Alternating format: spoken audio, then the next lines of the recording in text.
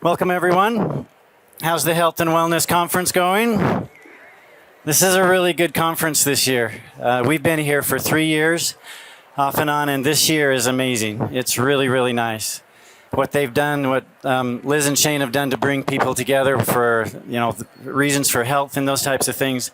I love what they're doing, and they've asked us to come today and talk about ancient grains, wheat versus modern wheat, and the power of ancient grains versus modern wheat. And so that's what we're going to discuss today and how those things work.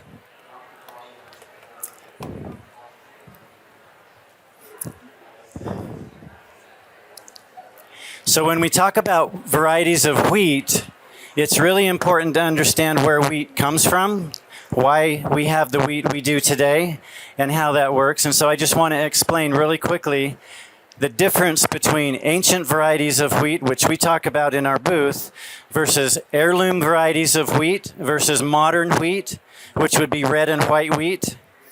How many of you have issues with gluten in your family? Almost half. That's probably a high percentage.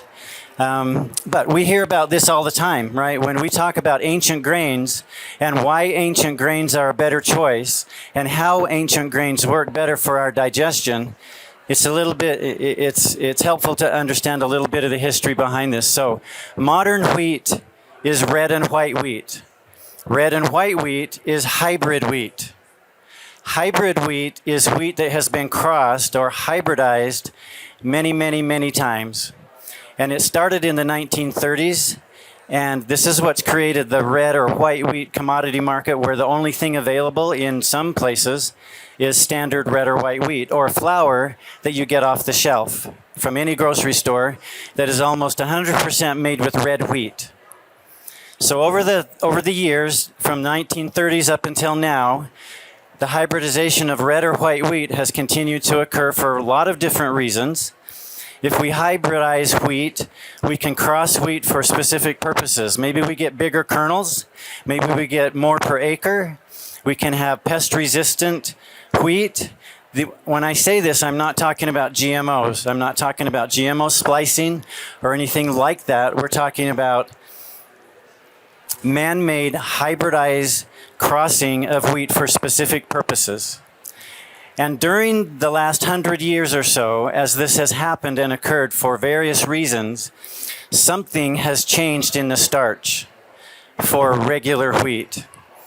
And then we'll talk about the way that this is also grown, which also makes a difference. So something has changed in the starches, because when you mill white flour from red or white wheat, all that's left is the starches, right? The endosperm part of the kernel.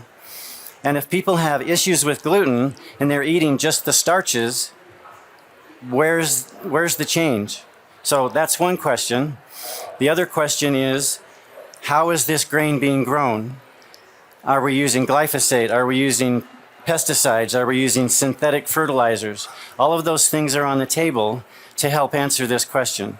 So we'll leave that for right now.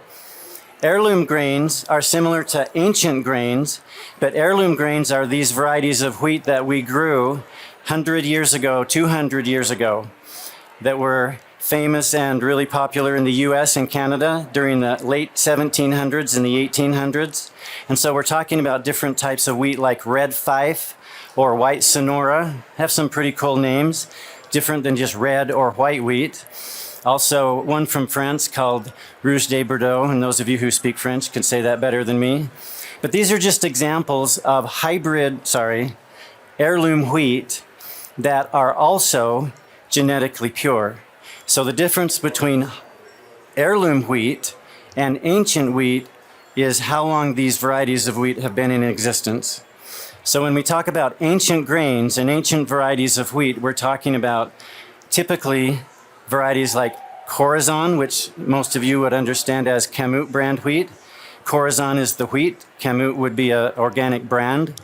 But we're talking about Khorasan. Einkorn, which is the oldest, purest of the varieties of ancient grains that we talk about. And then Emmer is a close cousin, close relative to Einkorn, actually a descendant of Einkorn. and also spelt, which is traditionally genetically similar to red or white wheat, ironically, but still considered an ancient grain. So you have modern wheat, red and white wheat.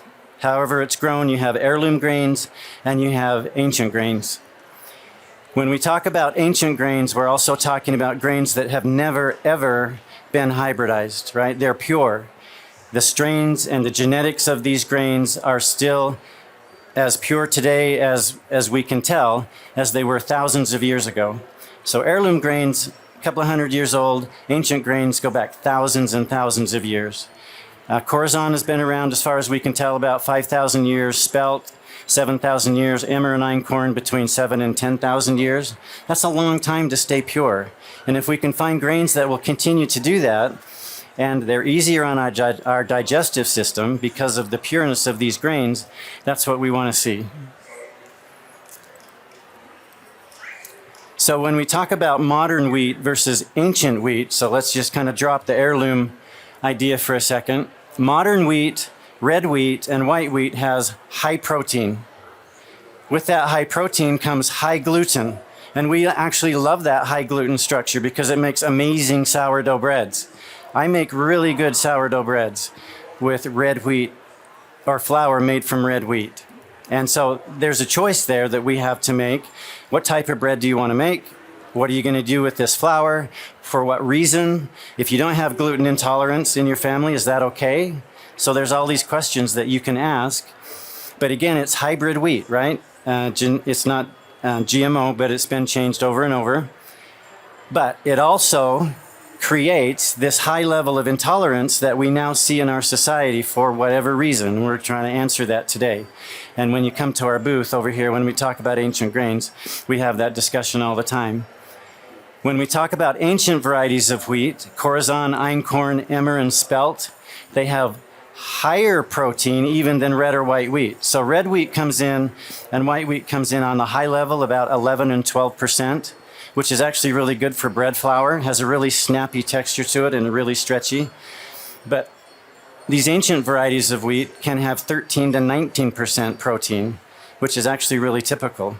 Khorasan last year, the variety that we have was 14%. Einkorn was about 17%. But it's just the inverse with these ancient grains as it is with modern wheat. High protein, but low gluten. And the reason they have low gluten is because the proteins in the gluten are genetically different than they are with red or white wheat. And so when we go back to these ancient varieties of wheat and you start making bread or other products that require a good gluten structure, don't be surprised if these ancient grains don't rise as high. You don't get the lift sometimes that you expect in a loaf of bread. But we're not looking at these ancient grains to make beautiful bread. I can make beautiful bread with ancient grains, that's fine. And you can too.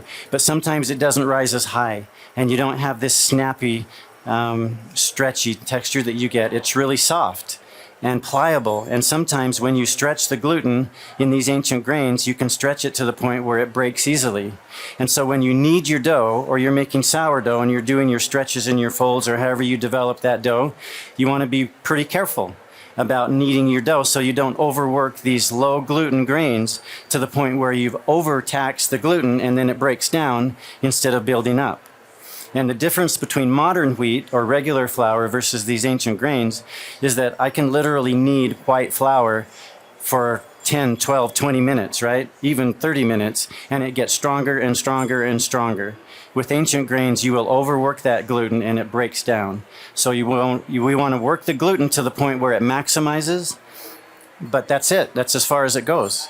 And we learn how to do that. We learn how these grains are a little bit different, each one of these. Einkorn has the lowest gluten of all. Emmer is pretty similar. Khorasan has better gluten than that, and Spelt has even better gluten than Khorasan. But red and white wheat have, gluten clear up here. But that's the type of gluten that sometimes we have issues with. So we want to answer the question, why are they different, and why would we want to choose ancient grains and some of these others over others? So let's look at this chart and think about the genome makeup of some of these varieties of wheat. And I don't mean for this to be the boring part of the speech. It's not. We're just going to pay attention to this chart really quick. and look at the different genomes that are included in these ancient varieties of wheat compared to red wheat and white wheat.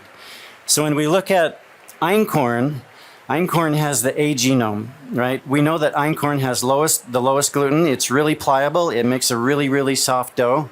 And if people are seriously concerned about gluten intolerance, Einkorn is usually the one that someone can tolerate better, even better than, say, Khorasan or Spelt.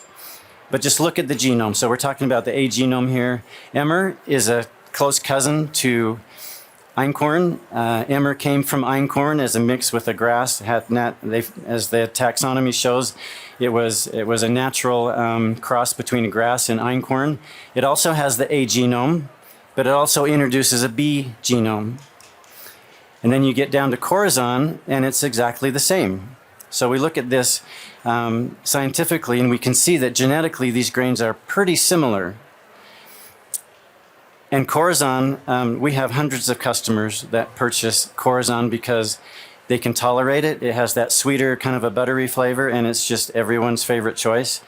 But that's not the point of this talk, right? The point is, why would you choose ancient grains over red or white wheat, and what are the reasons why you might want to do that?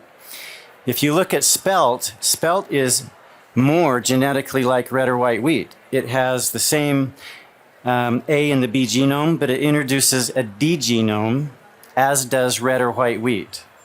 And sometimes people can't handle Spelt when they can handle Khorasan or Einkorn or Emmer. And so we look at this D genome, and I've done quite a few studies and looked at a number of reports that theorize that somehow the D genome is one of the causes of gluten intolerance. Okay, so for this talk, we'll just leave it at that. But it's interesting to me how the genetics differ between these ancient varieties of wheat, and as we get closer and closer and closer to what we consider modern wheat, or red or white wheat, we see Spelt have some of those same characteristics. I love Spelt. It's a beautiful grain. It has a really soft, stretchy texture, and as a whole grain, if you mill it yourself, you get some really soft doughs that work really well. It has a better gluten structure than Khorasan does, and so I mix those grains sometimes together to get a really sweet, nice flavor, but a better structure. And I haven't personally had any of our customers come to me and say, we can't really handle Spelt when we can't handle Khorasan, but so many people say they can't handle red or white wheat. And so we gravitate to these ancient varieties of wheat that are genetically different. They have great flavor because they're not neutral and they haven't been hybridized, and so we haven't hybridized any of the flavor out of these grains, nor have we hybridized or changed the gluten. Everything is natural with these ancient grains. The flavor, the texture, the gluten structure, it's pure, right? And so we try to find farmers that we work with at Khorasan Mills that will not only grow these grains, but understand them and grow them for all the right reasons. And so our farmers are up in Idaho. We used to work with Montana farmers. But I love this regional grain economy that we'll talk about here in a minute, where we can find the farmers that grow these grains that are pure and that are genetically healthy and digest more easily. They don't spike the glycemic index as high or as fast. So everything is more efficient by digesting these ancient grains. And we have farmers that now grow these grains for a profit, right? So it's worth it to them to be able to do that. But where is our profit in our health? Are we trading simple flour for a more expensive, in some cases, ancient grain? So what's the price of our health, right? Think about that one as well.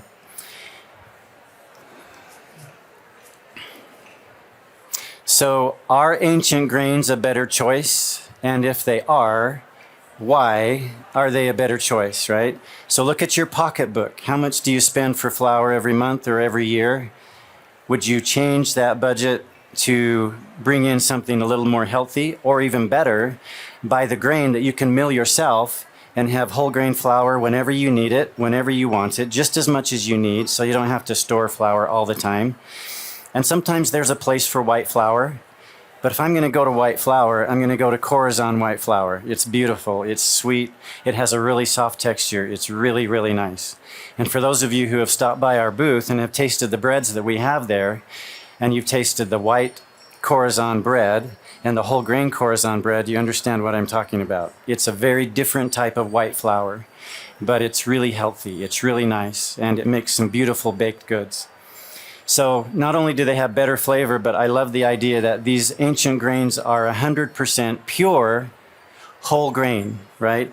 We don't change these grains. We only mill them. We mill them into really flavorful flour.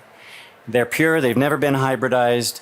They're either grown organically, at least from the farmers that we work with, or regeneratively. And so when I talk about regenerative farming, that's not a new term, but it's new to some people.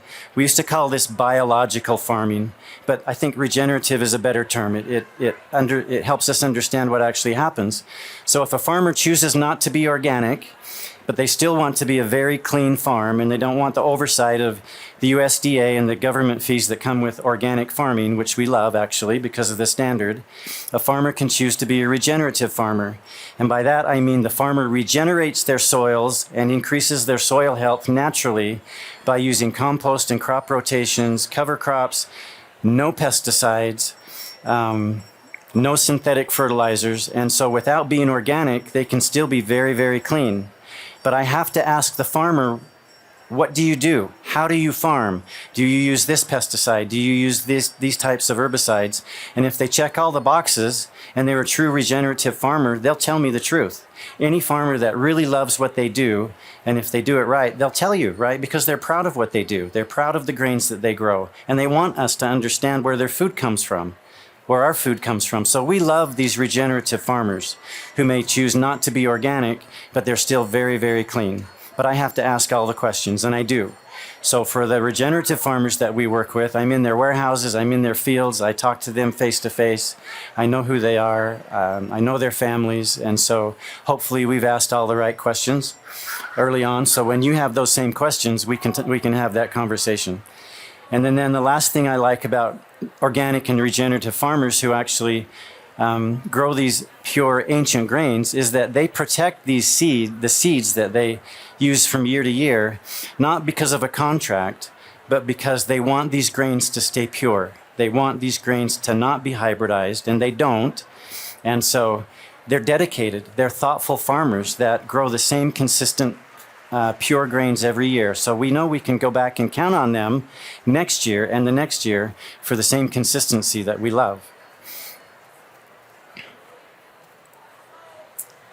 So where does your food come from? Where does my food come from? Where do you get these ancient grains? You can come to Khorasan Mills, which a lot of people do, and that's why we're here at the conference, is so that we can help everyone understand better what ancient grains are and why they're a better choice. But where are they grown? Are they not? They're not grown here in Utah, as far as I know. And so this is not my little secret. It's just part of what we do. And so these are the suppliers that we work with to bring ancient grains into Utah. So we want to be a really good supplier, reputable supplier of ancient grains. But we don't have farmers here in Utah, so I have to go to Idaho or Montana or other places that grow these amazing grains. Okay.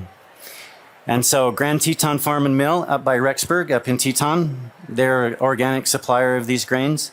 High Stake Spelt, 2 miles away from Grand Teton Farm and Mill. High Stake Spelt is a regenerative farmer. Grand Teton is an organic farmer. These two farmers know each other. It's really fun to watch them work separately, but together in the same industry. And then Highland Milling is where we get our rolled oats, or organic rolled oats as well. Bancroft, Idaho, south of Pocatello. And then Montana, where the Kamut brand of Khorasan comes from, is all run through Montana Flour and Grains up in Fort Benton, Montana. Beautiful grain. Montana grows some of the best grains in the U.S. Idaho, just as good. And so we love these resources that we have here.